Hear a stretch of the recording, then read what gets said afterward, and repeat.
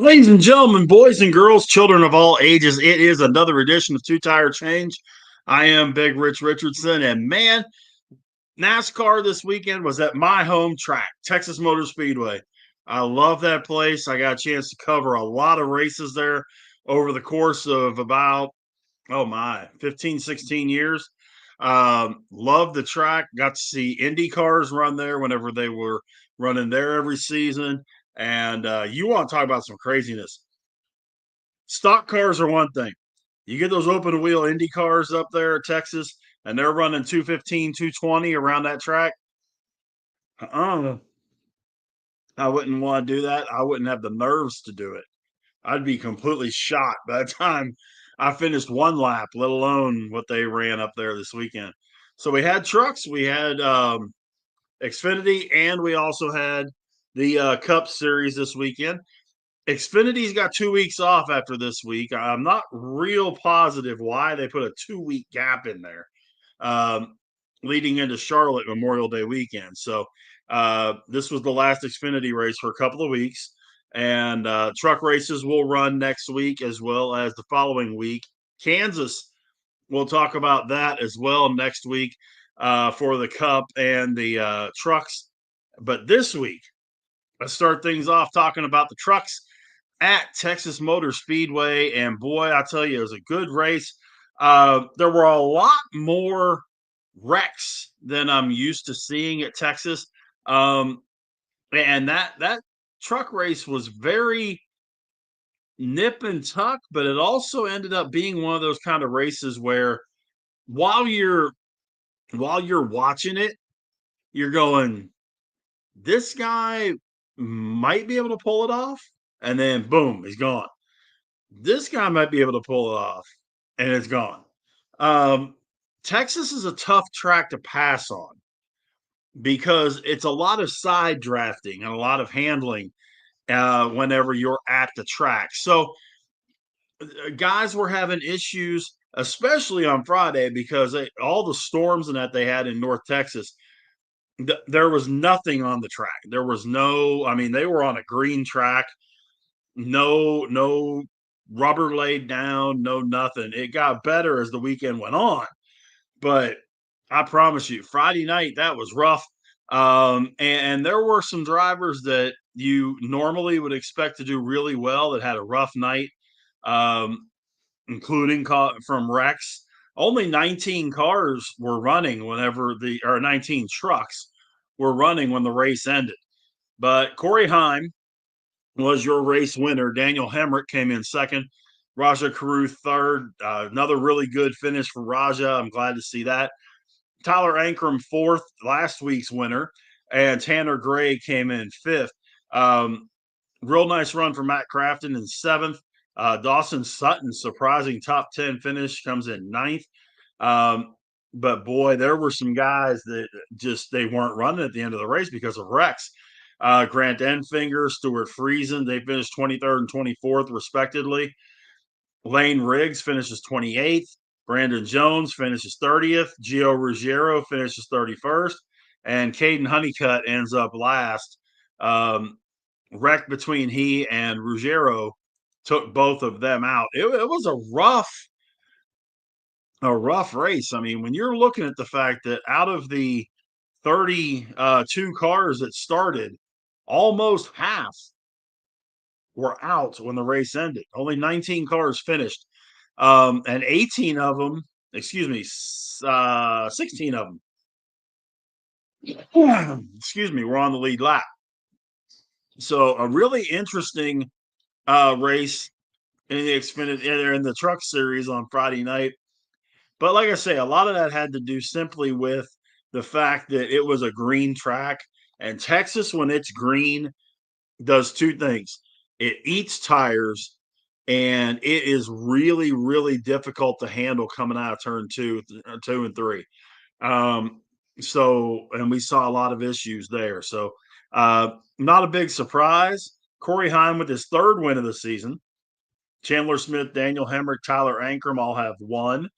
So, as we sit in the points, past those four who are guaranteed into the playoffs, you've got Ty Majeski, Grant Enfinger, Jake Garcia, Lane Riggs, Caden Honeycutt, Ben Rhodes, Stuart Friesen, and Tanner Gray. Raja Caruth is just one spot out of the playoffs as we speak.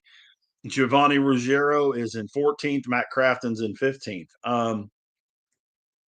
No major winners this week. Lane Riggs dropped 3 spots. So did Ruggiero. So those were the two big losers this week in the standings. But in terms of the standings right now, it was a good, solid race, and you end up with the right guy winning. To be perfectly honest, Corey Heim is just ridiculously good at this point. Xfinity Series, Kyle Larson, he didn't start on the pole, but by God, he was going to finish it. He started 20th, worked himself all the way up, and wins the race. Another race marred by a bunch of wrecks. A number of guys got knocked out that you would have expected to see up front. And we'll talk about those here in just a minute. But you also saw a couple of guys up in the front that we haven't seen that far up front. Taylor Gray ends up finishing second for his best finish in the Xfinity Series. Again, remember, he's a rookie. Riley Herbst, who has been running Cup Series all season, but he is his first race back in Xfinity. He ends up coming in third. Austin Hill fourth, Sam Mayer fifth, Harrison Burton sixth, Jesse Love seventh, Ryan Sieg eighth, Brandon Jones ninth, and Jeb Burton in 10th. And by the way, if you do want those results, you can check out the bottom of the screen. I've got the crawl sitting there with the top 10 from all 3 races over the course of the weekend at Texas Motor Speedway. The race, you only had 4 leaders, I believe. Well, if you count Nick Sanchez and Daniel Dye leading laps under yellow because they didn't go in, they had 5. But Austin Hill led 57 laps, Kyle Larson led 32, Sam Mayer led 18. Those were your big lap leaders during the course of the race. Justin Allgaier, though, he led the most laps at 99, and he ended up getting into a wreck. He's leading the race when he wrecks, and it was terrible. He ends up finishing 35th. Sheldon Creed 36th, Christian Eckes 38th. Just a bad deal for Allgaier, though. I mean, that's one of his favorite tracks, and he is a big. I'll tell you what, he is a big threat no matter what track he's on. And he definitely is. He's the defending champ, of course, and he is definitely one of those guys that wherever he's at, you got to keep an eye on that 7 car. Currently in the standings, he is in his usual spot with the Xfinity cars up there. He's really second, but he's on top in points, second in wins. He has 3 wins. Austin Hill has 3 wins. Justin Allgaier with 2. Jesse Love with 1. Brandon Jones with 1. Sammy Smith with 1. Connor Zilich with 1. And Eric Almirola with 1. So 1, 2, 3, 4, 5, 7 guys with wins. On points, Sam Mayer would still be in the playoffs. So would Carson Kvapil, Jeb Burton, Ryan Sieg, Sammy Smith, of course, with his win, Harrison Burton, Sheldon Creed, Daniel Dye, Taylor Gray, and Nick Sanchez. Connor Zilich was the big loser in points over the weekend. He ended up losing 6 spots. He went from 6th to 12th. No major winner. Probably the biggest winners were Anthony Alfredo and William Sawalich. Each moved up 3 spots. And those guys have got to get on the stick. Alfredo, right this second, is about 40 points out of a playoff spot. And William Sawalich is about 75 out. So those guys have got to get it going if they want to get into the playoffs. Now, granted, I understand, guys. I understand. It's only May. Don't be flipping out. It's only May. But you need to have being within striking distance. You don't want to be more than one race worth of points out of the playoffs if you're out. And that's where those guys are as we speak. Cup Series race yesterday. Man, we saw some different things right out of the chute. Carson Hocevar on the pole, William Byron right beside him, Austin Cindric and Kyle Larson, row two. Fifth was Michael McDowell. Sixth, Ty Gibbs. Seventh, Josh Berry. Eighth, Denny Hamlin. Ninth, Bubba Wallace. And 10th, AJ Allmendinger for qualifying. 38 cars head out there, and it was going to be an interesting race. You knew with the way the races went the first 2 days, yes, there's more rubber on the track than there was for the trucks or for Xfinity.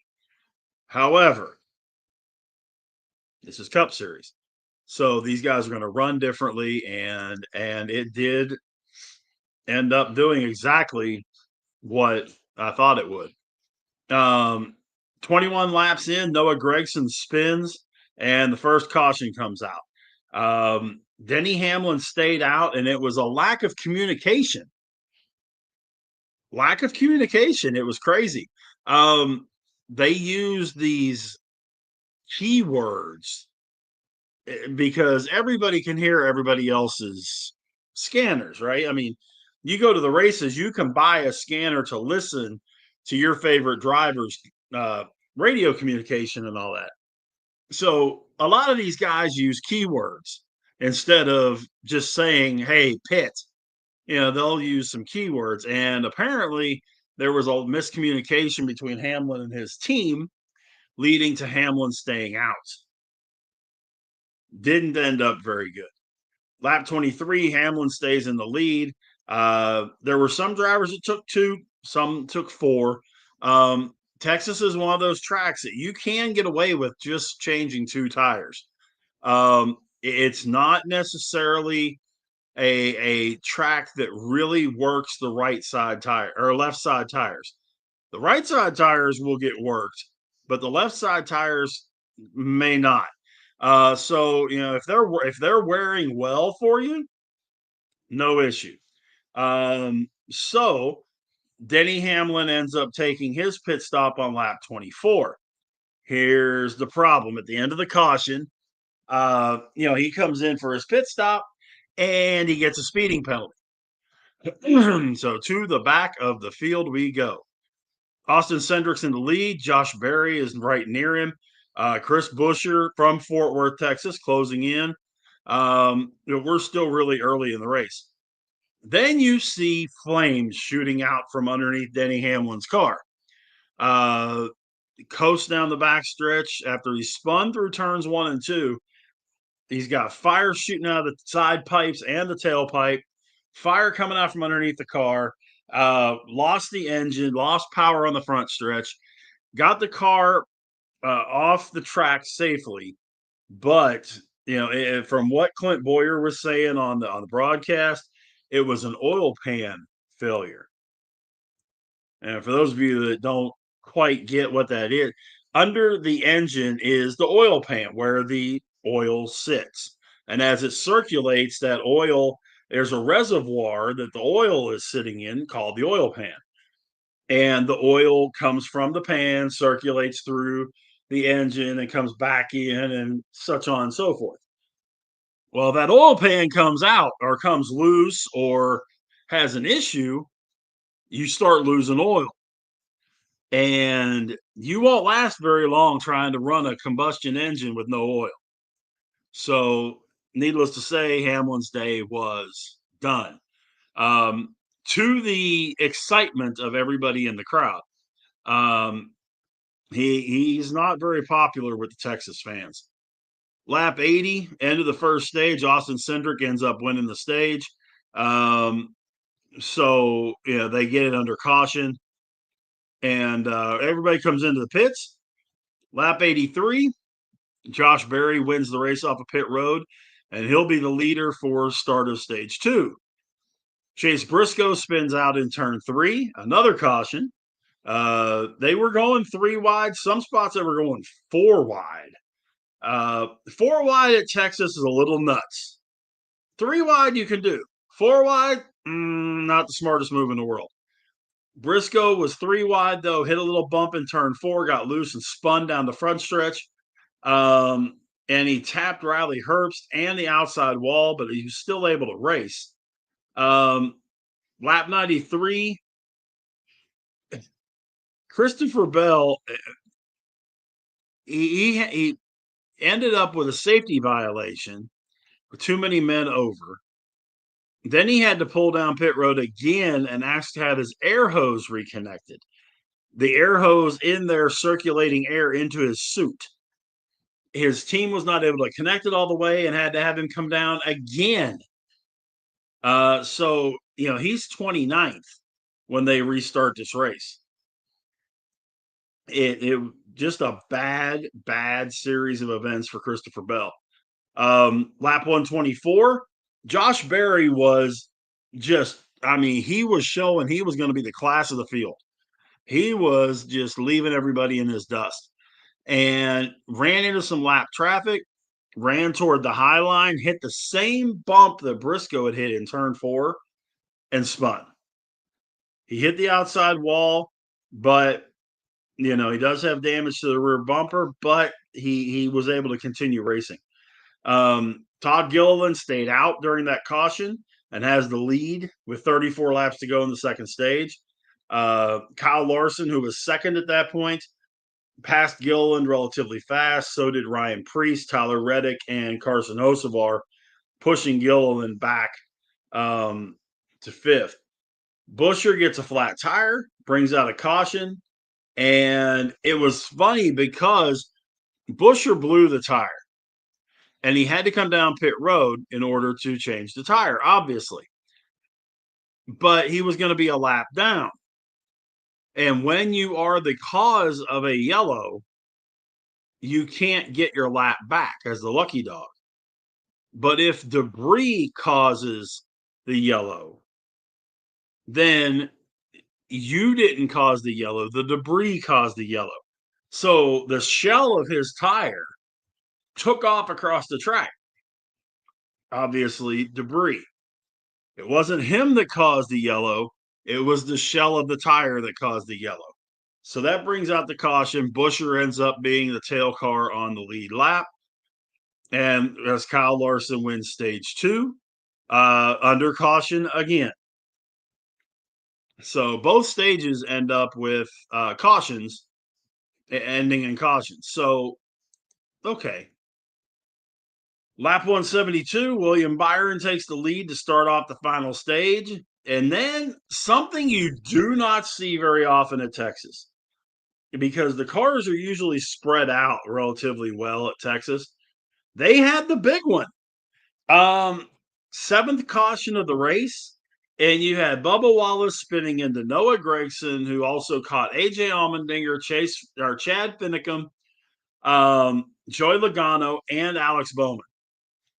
And and Wallace hit the wall in the backstretch and bumped Logano, starting this whole thing. Wallace starts spinning, everybody's hitting brakes and trying to get out of the way, and we end up with a big mess.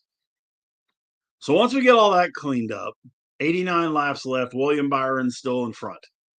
And Ryan Blaney gets up into the top 5, and it was really, you could see Blaney was in one of those cars that was really going to contend for the win yesterday. I would have been very surprised if he would have been running at the end that he didn't win. Kyle Larson got past William Byron for the lead with 77 laps to go, but there's a bunch of cars coming. Ty Gibbs, Ryan Blaney, and others for the lead. Blaney is right there on Larson's tail end on lap 207, and green flag pit stop start on lap 209. So now we're getting to the point that now we've got real strategy happening. You've got you got to make sure you get enough gas. You got to make sure you don't speed. You got to make sure you do everything right on this last pit stop, because it's really going to make things close. So 9 laps later, at lap 218, Jesse Love crashes. Well, that blows up everything and changes the strategies for the cars who didn't yet pit under the green. And that put a lot of cars a lap down. So they get started again. Lap 221, Michael McDowell moves up to second. He only took 2 tires, and he ended up getting all the way up to second, beating Ryan Blaney off pit road. He is just behind Kyle Larson. So when we restart, it's Larson, McDowell, Blaney, Kyle Busch, and Joey Logano. And Kyle Busch ends up spinning. And if it wasn't for bad luck, Kyle Busch would have no luck at all this season. This is probably the 4th or 5th race that he's had a car to contend for the win, and it just didn't work out. He'll either get into a wreck, have a pit road issue, have something happen. Today it was a spin. Running third, spun out in turn 4, close to the same place that Briscoe and Barry hit earlier, hits the wall, kept running, but he wasn't going to finish. He wasn't going to be able to win the race. Lap 235, Larson still leads, 33 to go. McDowell is up front. Brian Blaney's up there with him. And we get another smaller version of the big one. Carson Hocevar, Cody Ware, Ryan Preece, all part of a crash, bringing out the 9th caution of the day. Hocevar got loose coming off of 2, hit Preece, and almost went airborne from the crash. So Hocevar is done.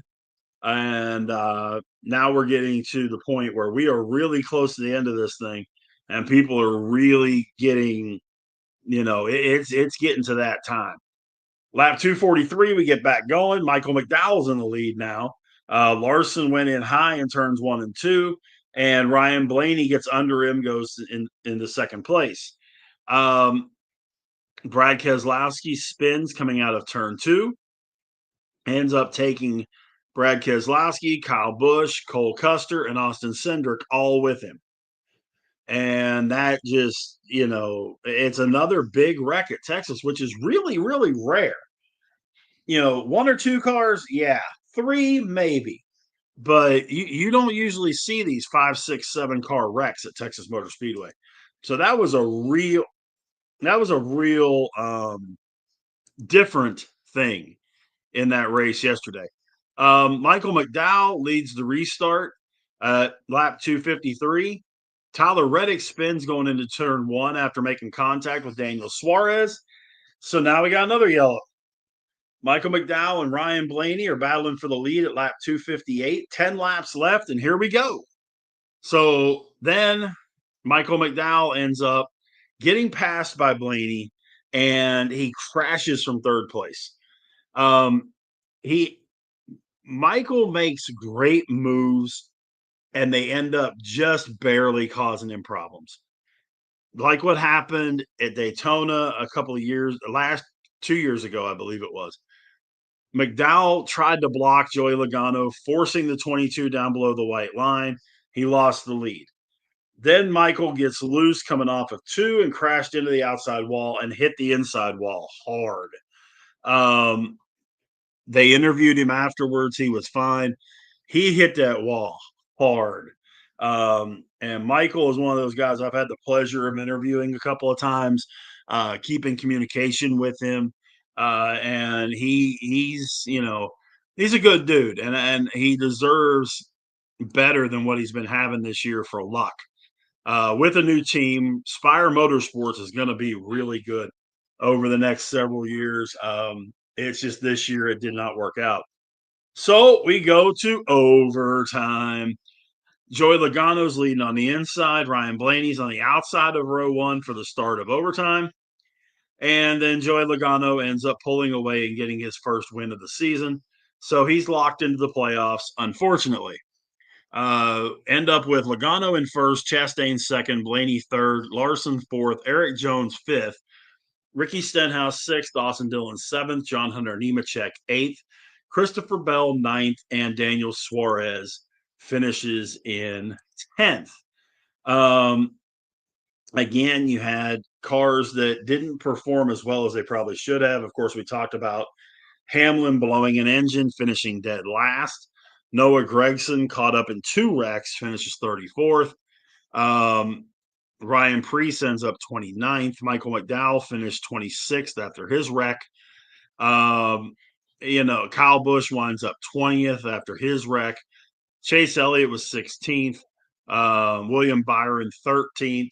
So, I mean, it was a interesting race for Texas. A lot of times, Texas Motor Speedway races end up boring. And I say they end up boring because you get the leader out there and he just goes.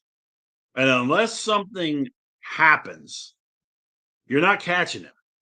Unless he blows a tire or screws up on pit road or the engine blows, you're not catching him. I watched Matt Kenseth. He started, this now granted, this was a long time ago, but I watched Matt Kenseth lead a race start to finish, and nobody was going to catch it. That didn't matter. His car was just that stinking good that day. And that does happen every now and then, but at Texas, it seemed like it happened a lot. Until they resurfaced the track, until they made some changes to the track, now it's kind of brought the competition back together, which is good. The bump in turn four has been there forever. There's 2 big bumps. I've been very fortunate to be able to take laps around that track. And when I did that, the bump in turn 4 is one thing. The bump coming onto pit road is a whole nother discussion, because it's just like taking your car off of a street curb and bouncing back onto the street.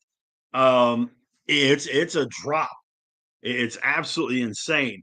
And when you're going 70 or 80 mile an hour and you do that drop, everything drops. Your spine, your neck, everything just boom. And not the most comfortable feeling in the world. Point standings as we speak.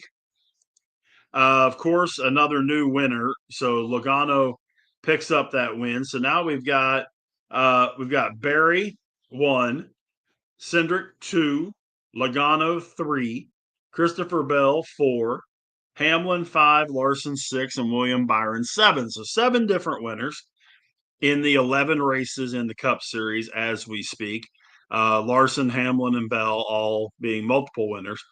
Outside of those 7, 8th in the playoff chase would be Chase Elliott. 9th, Tyler Reddick. 10, Ryan Blaney. 11, Bubba Wallace. 12, Alex Bowman. 13, Ross Chastain. 14, Chris Buescher. 15, Chase Briscoe. And 16, Ricky Stenhouse Jr. Kyle Busch is right outside there in 17th. Carson Hocevar, 18th.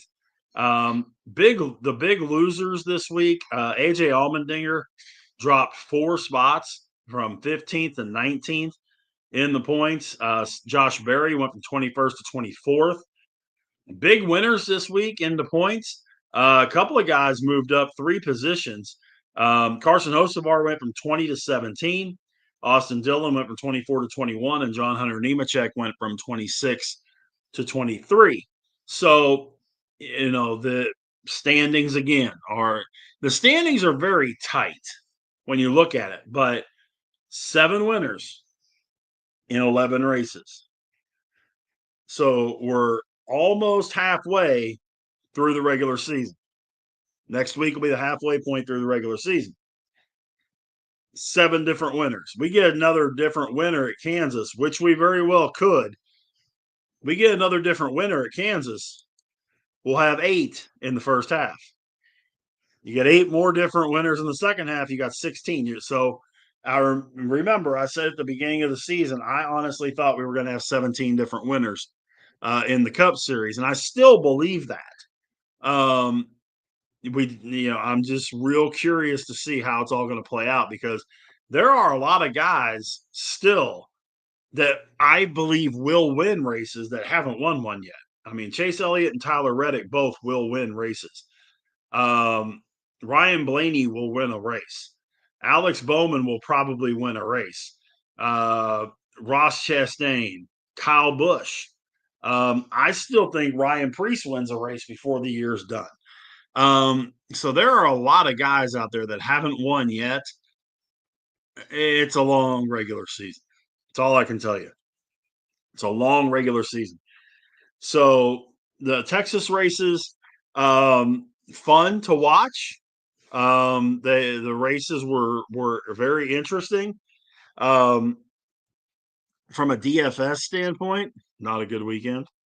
Um, Mainly because a lot of the guys that I had on the lower tiers were in wrecks, and then I lost a couple of the higher tier guys too. Um, that just, I mean, it happens.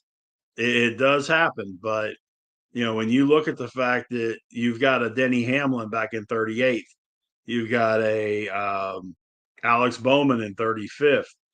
And, those guys are high salary guys in your DFS standings.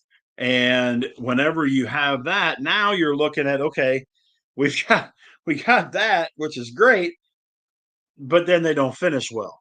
And some of the the higher prospect, lower dollar guys that I talked to y'all about last week, Noah Gregson, 34th, Josh Berry, 32nd, Ryan Preece, 29th, Michael McDowell, 26th. And you're like, it happens. That's the best thing I can tell you. It happens to the best of us. Rough week on the DFS slate, and it's going to be interesting to see what happens with this week. Kansas Motor Speedway. Give you a little information about Kansas Motor Speedway. It is in Kansas City, and it's definitely a different track. It's a mile and a half. It's a tri-oval. So three distinct turns, and they have a ton of races there. But the nice part about this track is that you have different winners, which is why I was saying that I could definitely see us at a halfway point at the end of this race having another new winner, because in the fall race last year, it was Ross Chastain. Kyle Larson won the spring last year. Tyler Reddick won in the fall last 23. Denny Hamlin won the spring of 23. Bubba Wallace in the fall of 22. Kurt Busch in the spring of 22. Kyle Larson in the fall of 21. Kyle Busch in the spring of 21. Joey Logano in the fall of 20. Denny Hamlin in the spring of 20. And again in the fall of 2019. Brad Keselowski won in the spring of 19. Chase Elliott won in the fall of 18. And Kevin Harvick won in the spring of 18.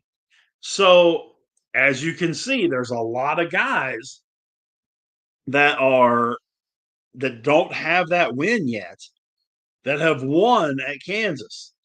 So there's a lot of that to look at for this upcoming race. I would definitely have to look at excuse me, look at a lot of the standings from the Texas race and see who carries momentum over. Obviously Joey Logano getting the win. Yeah. Ross Chastain, he's won at Kansas. Ryan Blaney has never done that well at Kansas, but that's not to say he can't or won't. Kyle Larson, yeah. Eric Jones is another one. Did very well at Texas, got top 5. Ricky Stenhouse Jr., Austin Dillon, John Hunter Nemechek. Those are guys that all have momentum from Texas that they can carry over into Kansas and really wind up having a nice run and conceivably get that win to get them locked into the playoffs as we get, knowing that this is the halfway point of the regular season next week. Um, so when you're doing your DFS, as you're sitting looking at this, I would certainly, in the higher dollar guys, I would certainly look at Logano and Blaney from Penske. I would certainly be looking at Larson and Byron um, from Hendrick. But at the same time, I would probably, as much as I hate it, you got to put your feelings aside when you play DFS.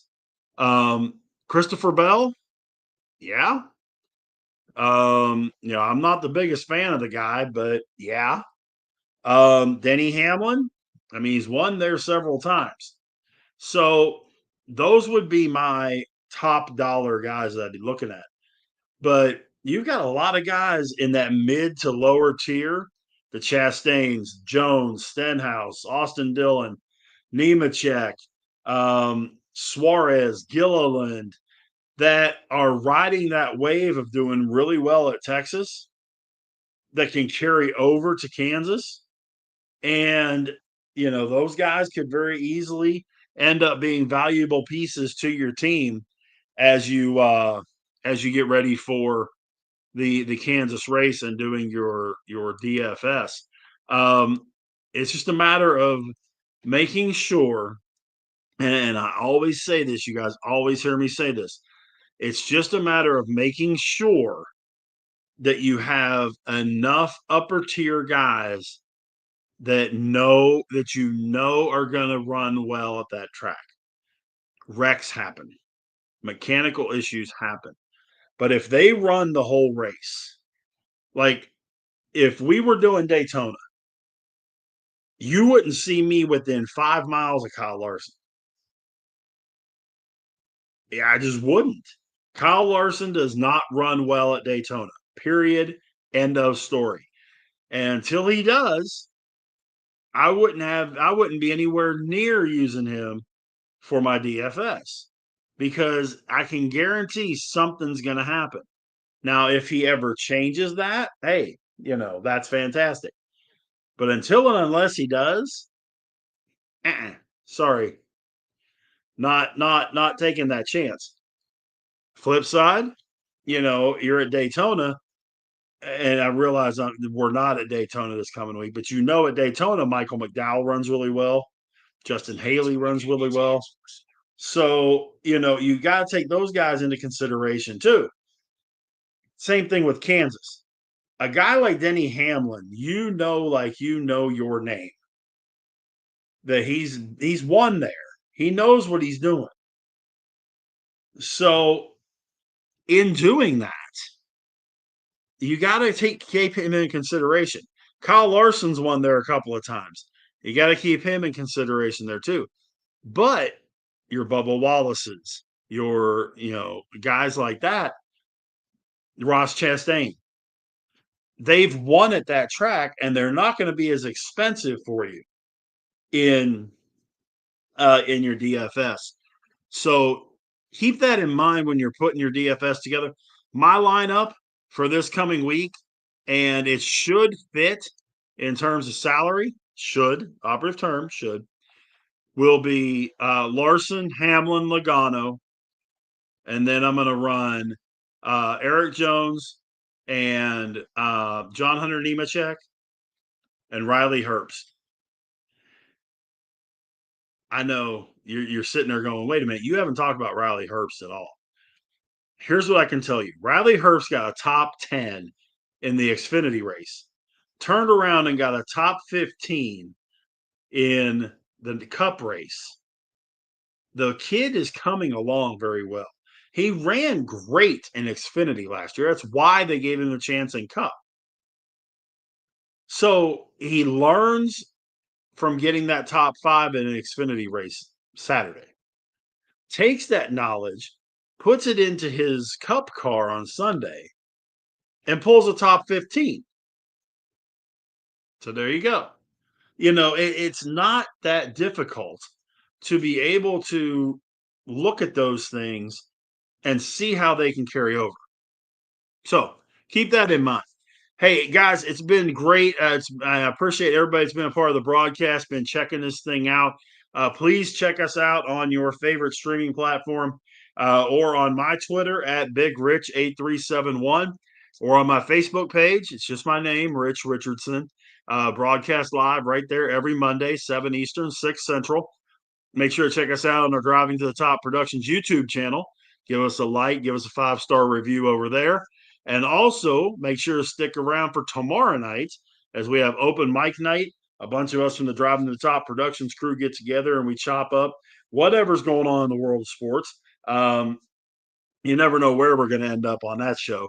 And then on Wednesday, Adam and I will be doing Steel City Sports Talk, 9 Eastern, 8 Central. We chop it up about Pittsburgh sports. Lots to talk about in the Pittsburgh sports scene. And we end up other places too by the time it's all said and done. So you never know where it's going to end up. We ended up talking about barbecue one week. We ended up talking about beers another week. So you never really know where we're going to end up. We'll start out with Pittsburgh sports. And of course, with any of these platforms and of course, with my platforms, please, if you have any questions or if you have some comments about the show, what you like, what you don't like, things like that, please let me know. Definitely take your comments under advisement. But until next Monday, 7 Eastern, 6 Central, right here, wherever you're watching this, my name is Big Rich. And until next Monday, so long, everybody.